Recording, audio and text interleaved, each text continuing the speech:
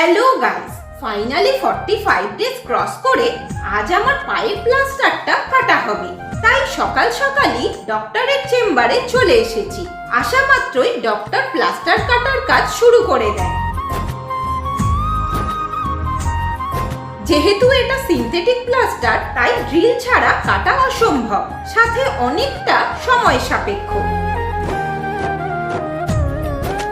ভিডিওর শুরুতে তোমরা নিশ্চয়ই স্মিথকে দেখেছো। ওকে না নিয়ে আসা হলে আমার আজ ডক্টরের চেম্বারে আসাই হতো না, কারণ রাত হোক বা দিন আমি আর স্মিথের পাপা যেখানেই যাই সেখানেই বাবু যাবে।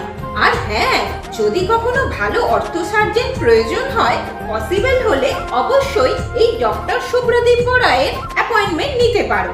এবার দেখা যাক কবে থেকে আমি হাঁটতে পারি। আজকের মতো হয়ে গেছে, টাটা।